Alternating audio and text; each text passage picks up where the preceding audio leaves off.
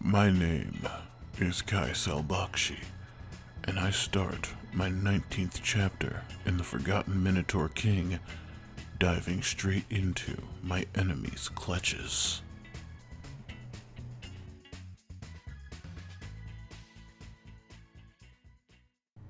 As we exited the border of Goldenrod, donned in our disguises, I thought back on our plan of infiltration. We would arrive in the castle in a matter of minutes, and have to permeate various roles as to not draw attention to ourselves.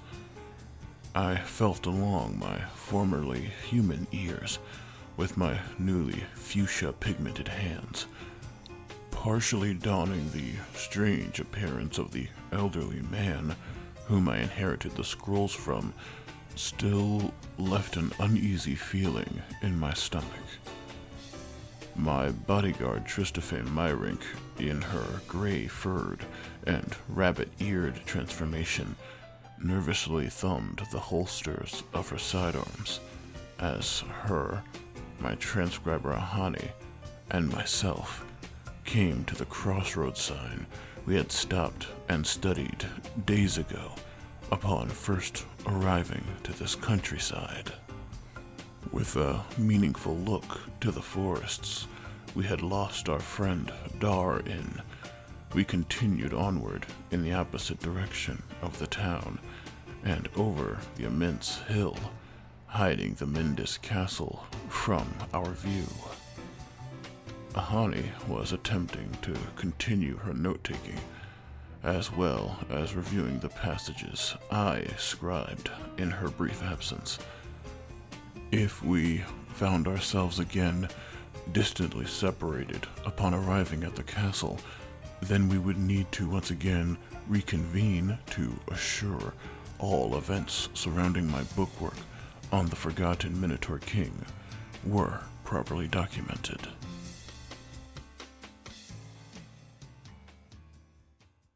Finally, as we arched the hill, we saw it. The Mindas Castle seemed built from golden spackled bricks and stones, belying the chrysomantic golden touch powers that the late royal family had possessed. Many gorgeously designed keeps, gatehouses, and ramparts decorated the surrounding area of the castle, and the open courtyard had hundreds of regularly dressed citizens milling around and attempting to likely catch a glimpse of the royal family. In the distance, we could hear the thunderous crashes as extemporaneous areas of the castle were being demolished, and occasionally a Bombogenesis ogre and their pink-furred, long-tusked elephantine Catoplopas mounts would haul large stacks of debris directly through the crowds, while what was likely their senior staff toppled the buildings astride beasts several times the size of the enormous Catoplopas, great shaggy horrors taller than the castle's very watchtowers, with wide brass-painted horns and tusks, as well as horribly skeletal-looking faces lined with jagged teeth that were half as long as I was tall. These gargantuan creatures braced against and tackled down entire walls of the castles, while several armored ogres sat atop them and issued orders to their other riders. It was truly an incredible spectacle, but I steeled myself to not become so impressed to forget these very ogres killed Dar and had a hand in the mortal wounding of Myrink. We began to make our way through the crowd. I thought it prudent to ask where one applied for a position in the castle. One stone-skinned dark dwarf finally issued me directions. Well, you're gonna wanna head down to that proprietor catman in that tower down there with no construction on it, friend. I thanked him and told this information to Tristafe and Ahani as we continued our trek to gainful employment.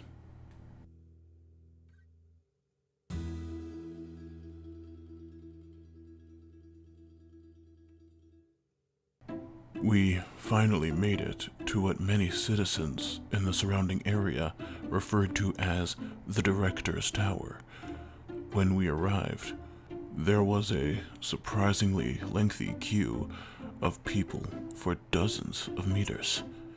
I was under the impression the Rajal Assads had been hiring people in town for weeks. The fact that there were still this many citizens wishing to gain employment was a shock. However, the dark thought had crossed my mind that this surge in interest could be a result of Kyne's attack. Maybe the citizens still holding out that their mayor would retain control of the city finally realized the Rajal Assad and Pagas family were going to be the winning side.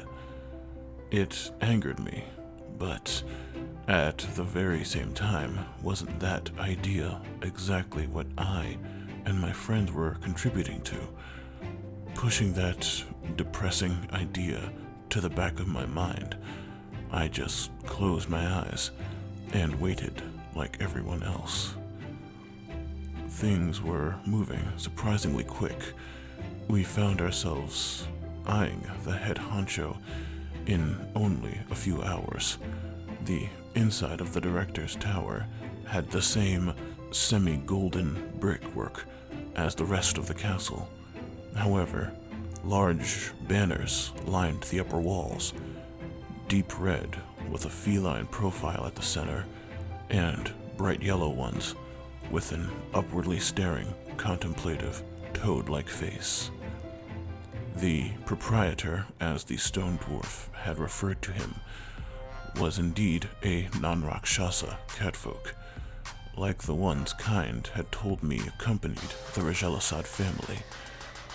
He resembled a short bipedal jaguar, orange fur with a pattern of open black circular spots and large rounded ears. He was quickly assigning and rejecting people at quite a pace, seemingly without most of them getting the chance to plead a case for why they should be hired. Those that seemed displeased were swiftly escorted out by the brawny orc guards I'd long grown to recognize as regulars back in Wolfkeep. Much to my relief, Hansk wasn't among them, so our chances of being recognized were minute.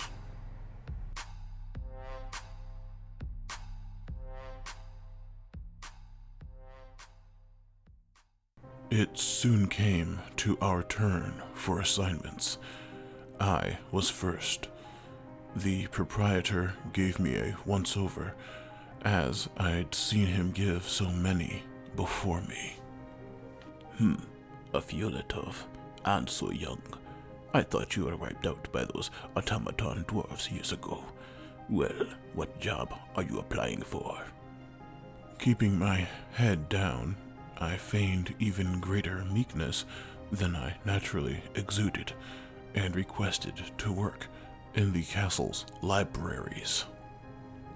You look like a scholar at the very least. Fine. Old Lord Carnager could use the company. Tower Q through the dungeon. Don't get killed by an ogre on the way. You bookie types are a rarity in this miserable little town. I thanked him and stepped from line, surreptitiously meandering to hear Myrink and Ahani's positions. As Myrink stepped forward, the proprietor's eyes locked on to her sidearms, then back at her now Rabantine countenance. Can you actually use those guns one eye, or are they just for show? Hesitantly, Myrink thumbed the hilts, keeping both of her quite good eyes on the Catman. Suddenly, from his petticoat breast pocket, he violently reached for something and flung it into the air. Without missing a beat, Myrink produced both of her guns. As nearly everyone in the hall hit the deck simultaneously, she began firing at something in the air. The twang of metal bullets hitting something else metallic rang out repeatedly and somehow rhythmically. I, meanwhile, had ducked, thinking something regarding our plan had failed, only to see Myrink trick-shooting a large coin and keeping it aloft mid-air with each bullet of nearly 18 rounds. Finally, the coin fell to the floor, smoking, as Myrink must have decided she'd proven whatever the cat had wanted. Oh, let me guess. Putting me as head of the guard, a Rampart's musketeer. If I have a say, I'd rather something quiet, like a chef. A huge grin crossed the proprietor's face as he picked up the coin and examined it for a moment. Oh, no. You are far too valuable for layman's work. Report to the main hall in the royal chambers. Fugazi will have special training for you as a royal bodyguard. Congratulations. The little color there was under Myrink's newly transformed gray fur drained. She looked ready to protest, but a loud cough and pleading look from me stopped her before she had the chance. Oh, mon Dieu. She mumblingly regretted her showboating while running her hand down her face in exacerbation. Finally, of our group, it was Ahani Rawu's turn. As she approached with notepad in hand and a friendly smile on her face, she opened her mouth to request her preferred job. Right, dwarf. To the blacksmithy. Just down the hall next to the dungeon. Just follow that Filotov there. Next. Her shoulders slumped and her face flustered, despite being hidden behind her new immense bushy blonde beard. She had even less opportunity to protest as more citizens filed in behind her, awaiting their assignments. With that, we stepped outside of the director's tower and back into the courtyard.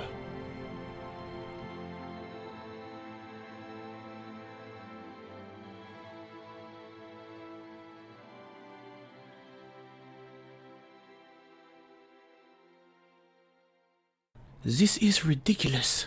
Myrink angrily paced in a circle. She obviously found her being appointed to work for the very monsters that crippled kind to be the worst possible outcome for our plan. Not to mention how they treated you, Ahani. I am sorry. She simply waved it off and stated that it was no different than how she was treated when we worked for the Samazatori in the Schneef mines. But this was when I spoke up about how this turn of events was actually more fortuitous than we could have hoped.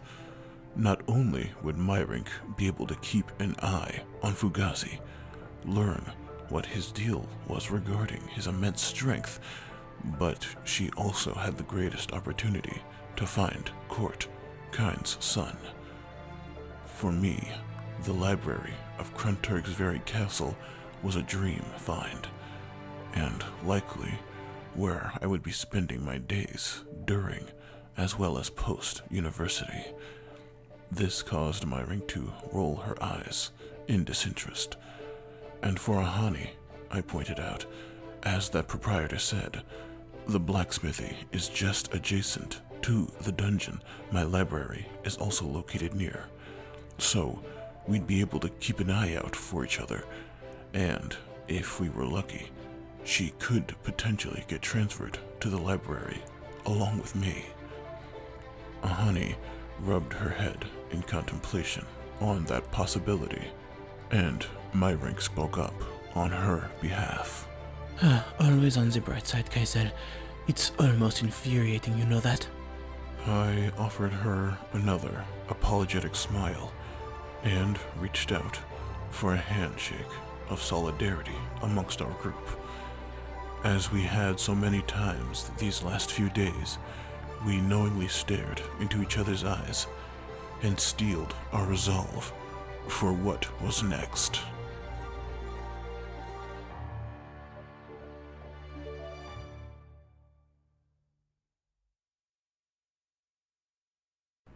Hi, my name is Matthew Lewis, and I do the voice of Kycell Bakshi, along with all the additional voices in The Forgotten Minotaur King.